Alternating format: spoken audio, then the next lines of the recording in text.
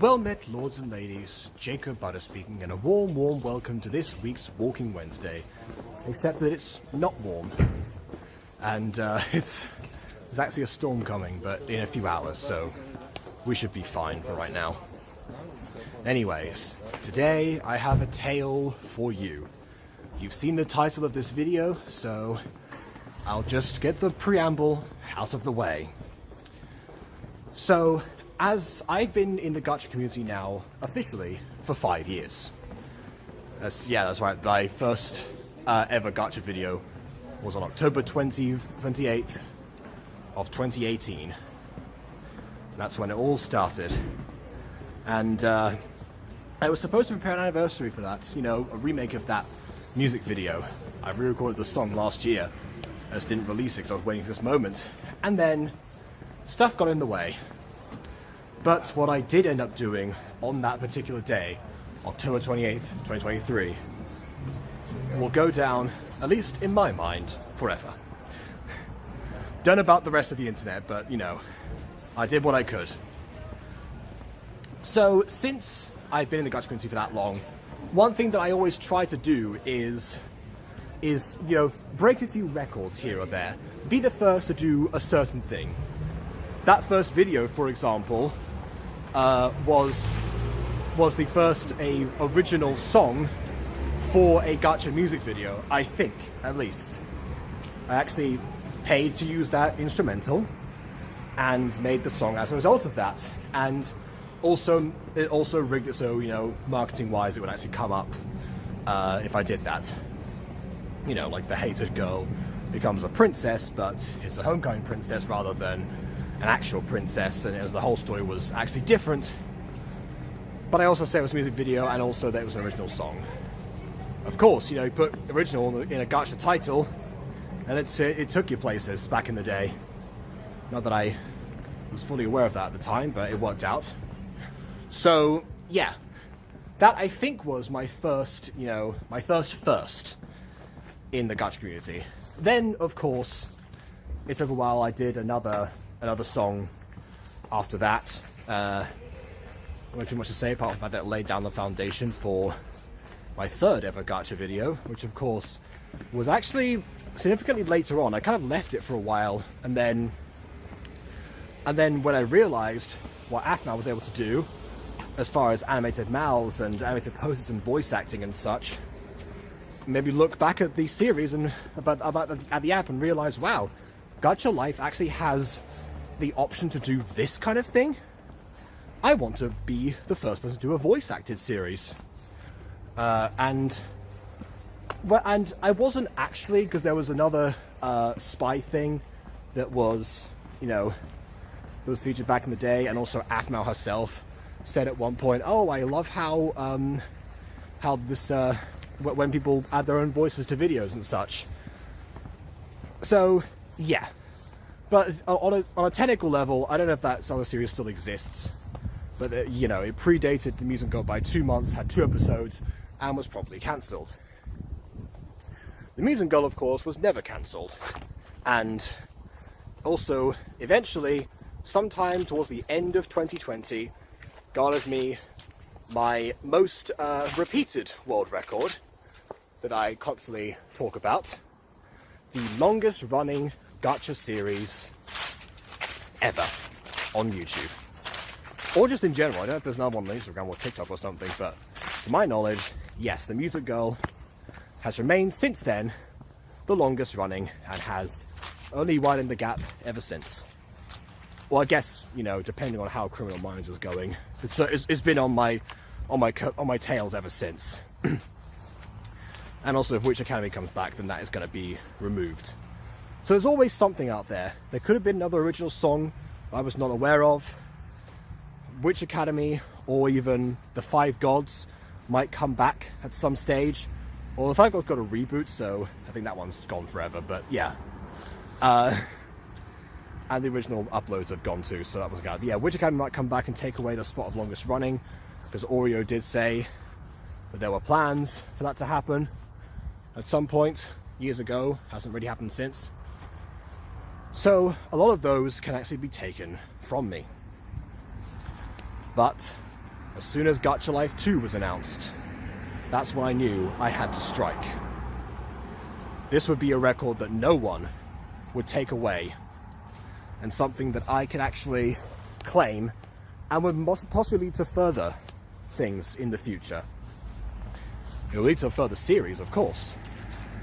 But that was when I set my goal on getting the first voice-acted Gacha Club series video on YouTube. That's going to be the first voice-acted Gacha Club video. Gacha Club, no.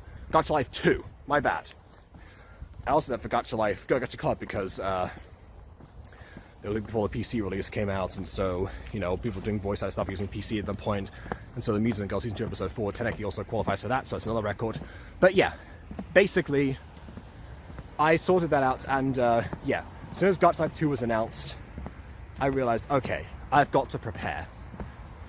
At the time, we had done a Gacha review video where I think it was like a princess boarding school or something like that, where there was some ideas of what people consider to be bodyguards. That we didn't match the description of bodyguards at all. It's more like just someone to watch you all the time and eventually become romantically infatuated with you, but that's not an issue for another day.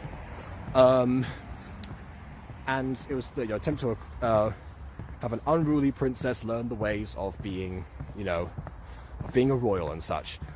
And then it became a story about, the liberty from that, because the boarding school that you were sent to as a last resort turned out to be a cruel dictatorship, akin to that of Mrs. Trunchbull. So, yeah, it didn't go too well, and then eventually the whole thing was like, thwart the evil headmistress of the school. But anyway, during that time, we had said in like an offhand joke about, oh, wouldn't it be funny if, like the entrance of this princess was like more significant, and it was just, a whole contrast to what she was supposed to be. And then I don't know how he got to like the topic of jetpacks, but we thought of that idea. If a princess just emerged on a jetpack into a scene, what a huge thing that would be. And we throw random statements like that out into the ether at some point, and most of them don't end up amounting to much. Just like, hey, wouldn't it be fun if blah blah blah happened in blah blah blah type story, and nothing more. But this time I needed an idea. I needed a premise, because the Mutant Girl, I could technically try and push for the release of another episode, but we were nowhere near complete for that. And the Mutant Girl over the years has gotten to the point of perfectionism and complication that means that it takes a while before we're ready. A long while. The episode gaps widened to an almost impossible degree last year. Rain is coming down now. Storm clouds might be emerging. There's a storm supposed to be coming. I'm nowhere near done with this story. Oh, definitely not. So, yeah, as I was saying, so I thought, okay, let's do a different series. And as Aiden has pointed out before, I'm not very good at minimalism. He has, on occasions, been able to pull off weekly releases of a whole series, like Running With You, for example, back in the day. And that was done with a combination of, limited casting, multi-roles. He didn't know too much about visuals back then, so that wasn't too much of a comparison. But yeah, either way, there was stuff that he could. Oh, I just realized I'm going in a circle. That's not good. Going this way. Yeah, so a lot happened there. Well, actually, a lot happened there, but also not very much, because of minimalism. And also just a more grounded setting. I, of course, had tried to scale back on voice acting with Alpha Academy, but that ended up being a case of I need a lot of magic in this series, and therefore it requires a lot of special effects and things like that. So it didn't end up being the simplified version that I was intending to. Not to mention, it's meant to be a much larger school. I got carried away with all the characters being added. So again, I had to do things like Aiden did. And that's why we set out... Oh my goodness, I did not bring my umbrella this time. I'm going to have to try and seek refuge under trees as much as possible. Might mean pacing up and down this particular area. The storm was supposed to come at 10. And I waited to go out today because my parents want to go for a walk too. And I said, oh, okay, I'll deviate from you. Alright, I'm going back this way. Anyways. We actually, thank you. We actually decided to, I decided to team up with Aiden and Emily. And we came up with a script before Gacha Club was released, Gacha Life 2, dang it. Before Gacha Life 2 was released.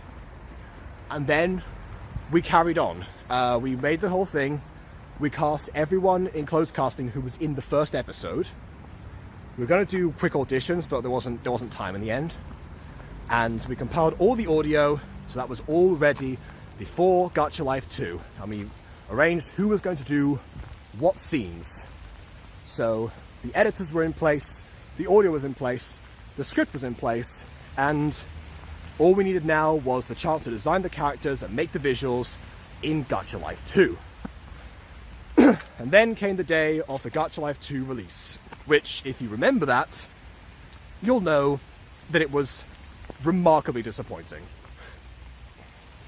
It was to the point where some stuff that was in the other versions by default was just taken out of this beta version. And we didn't know it was going to be a beta version before it released. So it was like, oh yeah, Gacha Life 2 is coming out. Then, oh no, Apple linked the beta version. But oh, that turns out to be the actual version on the Android stuff as well. And therefore people who use BlueStacks emulators like myself to try and get those videos because the PC version wasn't out yet, it made things doubly impossible because even though BlueStacks performs well on my computer now, unlike when I used it for Mutant Girl Season 2 Episode 4, it was actually a lot worse. Because Gacha Life 2 requires you to change custom poses and it doesn't automatically update itself in the home mode versus the studio mode, so you have to do it twice essentially. You go back and forth, it plays ads occasionally, which is fine for the most part, but having to go back and forth and being forced in that situation was not fun. And so, and then also some of the stuff that should have been, like the arms and such were not parented. What was meant to give you more control ended up like delaying things a lot more. There was no animated mouths, no static poses, so you had to use the custom poses under all circumstances. It just was not fun to work with, which resulted in Aiden pretty immediately withdrawing his support for the project. Well, not withdrawing his support, he wanted it to happen, but he said, I'm going to wait until the PC version actually comes out in order to help you. Now, bear in mind, Aiden, and Emily, I guess, as well, were both fully aware that the main goal of the series, The People Above, which is what we've called it, was to get it out as quickly as possible so it could be the first. Not sacrifice quality of it, because that ended up not happening, but, you know, use the advantage of having 3 people there and releasing it, again, before anyone else. So, you know, having both of them essentially drop out immediately, or at least Emily hesitated, but Aiden dropped out wholesale. And that was a heavy blow to me because it meant that if I want to achieve that goal, I want to achieve that record, I would need to do it by myself. All of the scenes that we had split so people could do them efficiently in their styles and match our own techniques, suddenly all fell on me. And you know me, I don't compromise with the script as much as possible. I did end up having to do that, but that's for a story later. So of course, I decided I then was finishing up my own scene, actually, that I already started on before this even happened, and just kept designing characters. Emily did a few of them, Aiden did one, you know, thanks to that. Was an extra as well, wasn't even one of the people who actually I needed for, you know, the actual scene. And yeah, it became like a grueling process. But, you know, it was stressful, but I can understand Aiden wanting to wait because it was hard to work with, it wasn't a project for himself, and so I was like, okay, fine. This is pretty bad, but it could be worse. Part 2, things get much, much worse. So, what happened then was that Aiden called me up. You know, sometimes we do like writing for other projects when he gets like the inspiration to do so. And so at some point he decides, I'm going to revive The Many Myths of Mrs. Dysart, which was a spin-off idea that we had a long time ago. We wrote the first episode for, and it was another minimalist project. So, you know, the episodes were exceptionally short, like 1 or 2 pages each on a script, which equates usually to, I don't know, by our standards, like 3 to 4 minutes of content. That's not standard. Normally say what in writing that 1 page equals 1 minute of runtime in the video. But actually, for us, especially because Aiden doesn't write out that many stage directions, it ended up not being the case. But anyway, yeah. So that was fine. So we thought, okay, fine. We'll do this. We've set this up, and I guess we'll just carry on. We'll plan some more things for this series, and you know, why not? It's good to have like this in a downtime. I mean, Mrs. Dysart arguably didn't require a spin-off. Did it stop raining? Yes. Okay, let's get to some area with more trees, just in case it starts again. Yeah, so Mrs. Dysart didn't really need a spin-off, but again, out of all the characters that existed in the Butterverse, and were originally from the Mutant Girl, I said that either Agatha or Sebastian would have one, but Agatha because she has like too much story going on, and Sebastian who arguably has too little. Mrs. Dysart already crossed over to one other thing, but this is what she does in her downtime from that show to symbolize that she is the one Fallen Angels cast member with an actual life outside of you know, saving the universe, or at least the world anyway. so yeah, I mean, you know, I mean, he also needs me there because it's Mrs. Dysart in a classroom. That was her original intent, the reason that I created her, you know, and her obsession with Greek mythology coming back in. And Aiden doesn't have as extensive knowledge of Greek mythology as everyone else. He does have some, but not that much, and most of it came from myself or BB. So, yeah, I was a required presence because every episode ties into some sort of lesson. It's kind of like Girl Meets World in that way, where the lesson in the episode ties into the lesson that Corey taught them in class. If anyone's seen Girl Meets World, which I know not many people have, but whatever. That was the idea. And so yeah, each development gets a focus, and it's a limited cast, so it has a chance to again develop them a lot more, explore the dynamics that are not really functional right now but are developing. Anyway, really great idea. So it's like, okay, fine, we'll prepare this, and eventually at some point I'm thinking in my head, well, he doesn't want to start with Gacha Life 2 right now, so it will be a thing in the future, you know, when the PC version comes out and he's able to edit them. He's just preparing in advance the script like we did for the people above. And he wants a weekly show, therefore he needs to prepare more. So I was like, yeah, why not? Of course, I will help you out. And so I did. We made some more episodes. I recorded a couple more lines because some of them, he lost them from back in the day, found them again. I missed a couple, you know, all that fun stuff. Everyone else does their lines. Everything is hunky-dory. For about a day, maybe 2, because then it turns out Aiden was editing the video in Gacha Life 2 at an incredible pace. And I will say this about Aiden, as a creator. He is one of the fastest editors that I know. The reason that Mutant Girl takes so long is not because of him in any way. Like, yes, he cuts corners occasionally, but we do give him simple scenes so that he doesn't have to do that.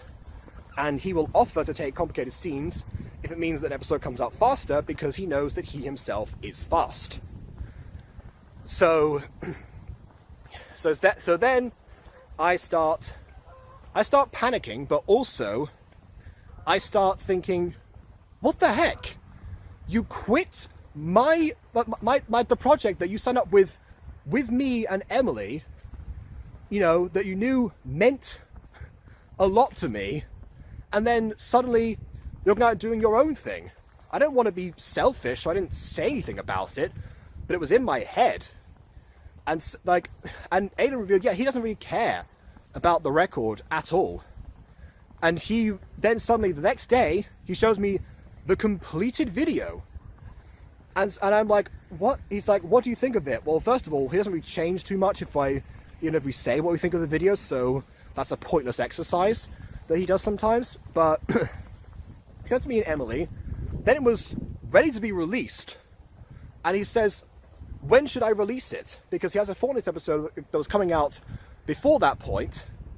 And then I said, okay, so I release it soon, it's like now? Like on the same week or next Saturday? Now, to my everlasting relief, he chose next Saturday. I did sort of say it would like allow people more time with the Fallen Angels video because that came out on the Saturday before that. So yeah, and maybe that convinced him, maybe not. He sort of had the idea anyway. He was here suggesting to say, okay, this is one of the options I'm considering. So maybe I pushed him in that direction, I don't know. And I don't really care if I did, because quite frankly, that was the moment that I had had enough. So yeah, he'd gone ahead, essentially done what felt like a stab in the back to me, and he was presenting the proof right in front of me that he could essentially foil my plans at any moment that he desired between that point and 2 weeks in the future, or a week and a half rather. And he was doing that with pride, with absolute pride, and saying like, oh yeah, it's ready, what do you I hope you're excited. No, it was not. Quite honestly, I was not excited. I was the opposite of excited. So yeah, suddenly, deadline, which worked in two ways. I had a tangible deadline because any moment someone else could present a Gacha Life 2, dang it, again, voice-acted video, and that did happen. There was a singular voice-acted video that was presented in that time. It was just a demo of someone doing impressions of characters, essentially. It's like, oh, this person voice acting, and then it's like 30-second clip. Not a series, just a one-off. Technically, it counts as the first Gacha voice acting video, but again, I'm going for a series here. So I still have a chance. But anyone could have done that at any point, as somewhere across the internet, with no warning. And the uncertainty of that was always what was spurring me until that point.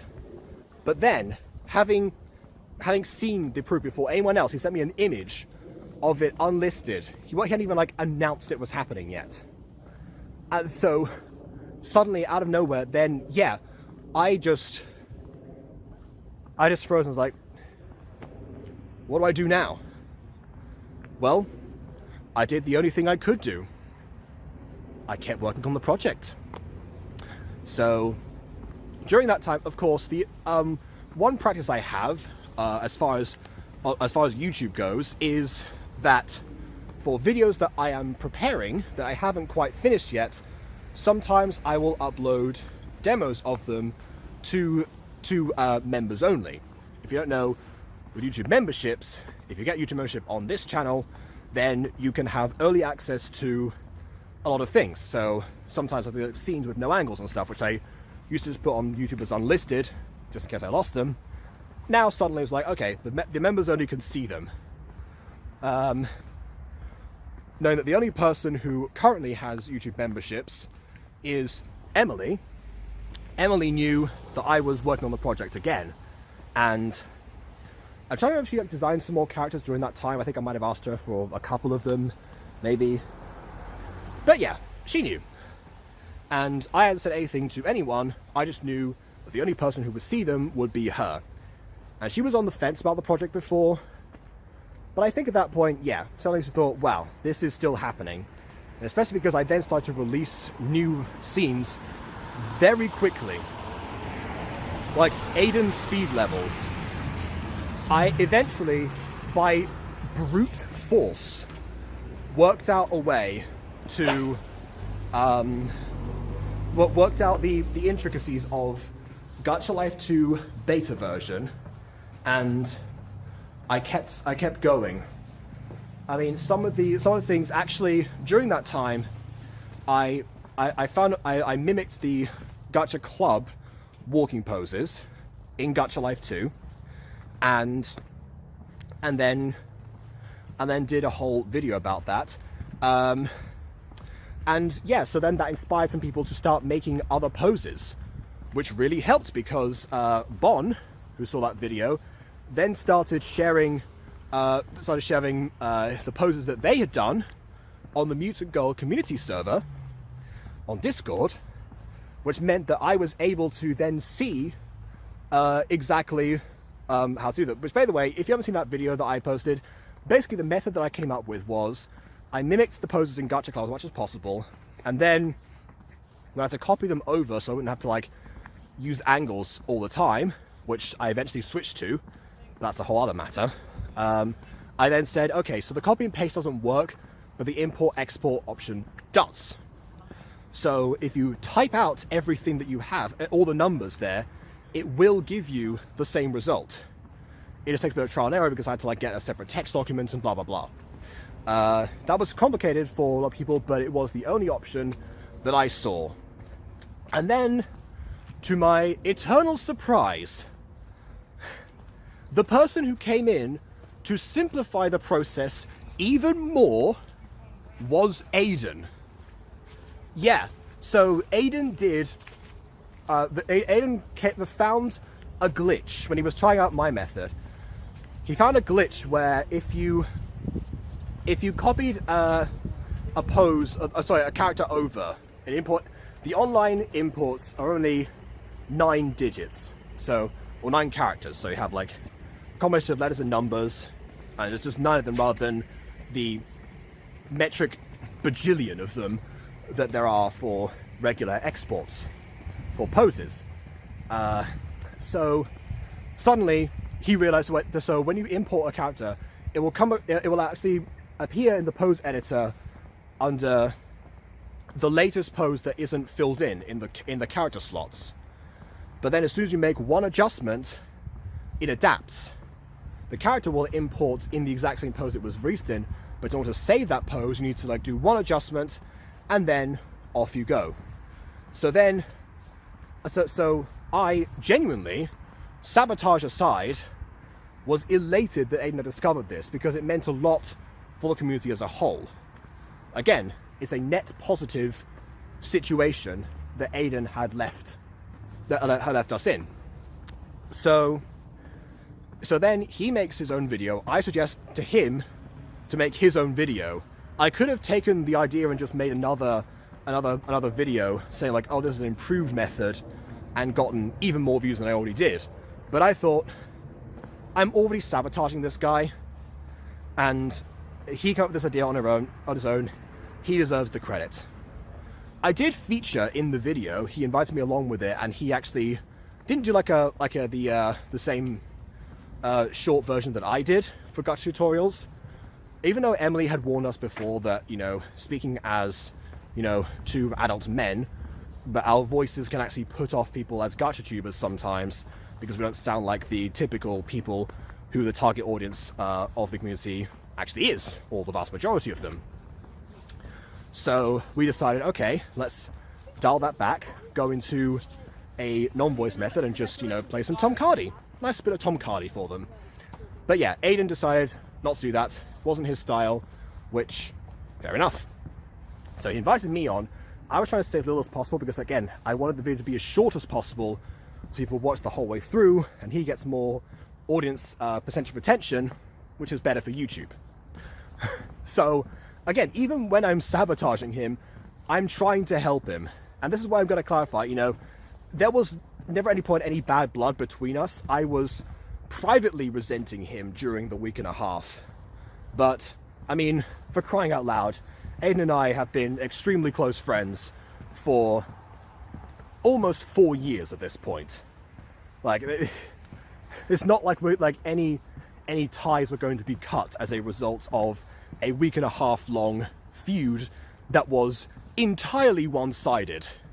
This is a story about me being petty enough to still try to pursue this goal, despite somebody else honestly probably deserving it.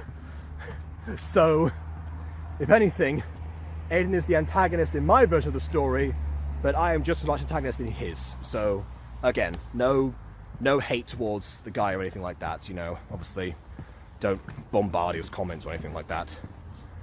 Do leave him comments, but don't bombard them with negativity. You know, give him comments to the algorithm, boost him. That's what I mean. Anyway, yeah. So again, I'm rooting for him to succeed, even though I'm sabotaging him in this one ordeal, because his method is better than mine, objectively.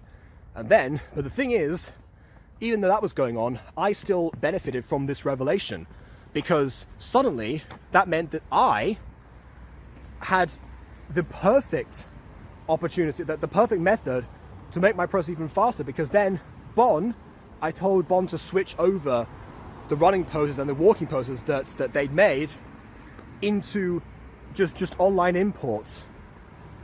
And then, as a result of that, I was able to copy this over much faster.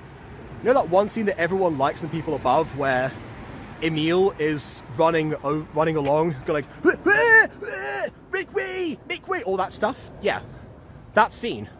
All Bond poses. That running there was him. Or them, sorry. I was thinking about Emil, so I said him. Anyway. So, again, I suddenly was able to go way faster, because then, with a bit of trial and error, I was able to do, like, you know, import and export characters of my own.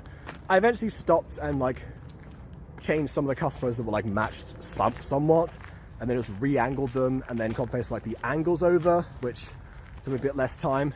But either way, I was able to implement something else that someone had made as a direct result of this, of a chain reaction brought on by a petty feud. So suddenly, out of nowhere, the longest scenes, the ones that took the most time, I was suddenly able to finally do. There was just one problem. I was still behind. It got to about like the Thursday before the release, maybe even Friday, when I realized, oh, there's a whole section in scene 4 that technically we don't need to be here. What if I cut it out? And then Aiden, of course, because I am against things being cut out from scripts before, you know, correctly pointed out, yeah, this is oh, I thought you didn't want to cut out scripts and stuff like that, and started making fun of me for that. And he has a point, because I've been critical of him doing that in the past. Because arguably a lot of the time it ruins some things, even if the lyrics are very complicated. I was working on a deadline, so I was desperate at that point, but then I realized there's a better way. I'll just take out this part of the scene, and since episode 2, we've already written, and it happens at exactly the same time as episode 1, we're just going to move this down to episode 2, and make that part later. So that's what I did. So yeah, and I pitched the idea to the other two writers, Aiden and Emily, and the person who said, sure, go ahead and do that, was Aiden. So there we go. He gave me full permission to go ahead with the last stroke of my plan. Therefore, I was able to finish the scenes, do the angles, and release The People Above episode 1 15 minutes before The Many Myths of Mrs. Dysart episode 1 graced the airs of YouTube. We had done it. And I say we because not only that, not only did I do it, but also Emily came back in, again, seeing the rapid progress and my sheer dedication to getting this done, offered to like take back the scene that she was supposed to do in the first place, because I had a whole vision for that at some point. And so she said, okay, let's do that. And then I actually DM'd her. I don't want Aiden to see that this was almost finished. I DM'd her saying, I'm almost done with this project. Is there any chance, you know, are you gonna be able to do this like really like this quickly, like finish it today? Or should I take over and do this, like, you know, become the Aiden in the situation and make it faster? And Emily said, I should be able to finish it by today. If I don't do Aiden's thumbnail, which is also a thing that she was doing at the time, but not for this episode, for one from next week, so it wasn't as urgent. She ended up finishing it anyway, so don't worry. And yeah, so then in 3 hours, she was done. I had everything I needed. I did the angles, did the sound effects very quickly. Tested it for copyright. And yeah, the episode came out. And then Aiden messaged me almost instantly after having received the notification and said, you couldn't just let me have the title, did you? Could you? I was like, no, of course not. So, I think it might have been 5 minutes or something. Again, if he was actually petty, he could have just pressed the publish button because it was on a premiere time for me, but and for him as well. But he didn't, because ultimately, again, Aiden never cared about the record. I did. And if Aiden had really wanted the record for himself and really wanted to have that, I would have probably conceded. It would have still been very annoying, don't get me wrong. It would have still been a stab in the back with a twisted knife. But I would have been fine with it, because ultimately he made something, he was finished it first, and he deserved it if he wanted it. The point is that he didn't, and he unintentionally sabotaged me, almost sabotaged me in the process, therefore I fought back and sabotaged him. And I thought he understood that. We had a huge laugh about it, reviewed both videos at the same time. In a fusion episode, we did a creative commentary, talking about the things, and actually, I, as a sign of peace, reviewed Many Miss Mrs. Dysart first. So yeah, it's all good. I managed to get the record. The people above, Emily did look into this and did actually say that after checking, she can confirm that it is the first and Mrs. Dysart's the second. So all was well. And then he asked me to finish up a song that I was also doing for Mrs. Dysart, and I'm still working on that, and it's taking forever. So I'm gonna go back and finish that now, because it's time for me to once again work on another extreme deadline immediately afterwards, but for his sake. So off I go. Remember, no hate to Aiden. Please leave a like or dislike, because your opinion matters. And subscribe if you haven't done so already. Check out People Above and Mini Mrs. Dysart. They'll probably be in the description somewhere, if not on end screen. And on that note, until next time, farewell.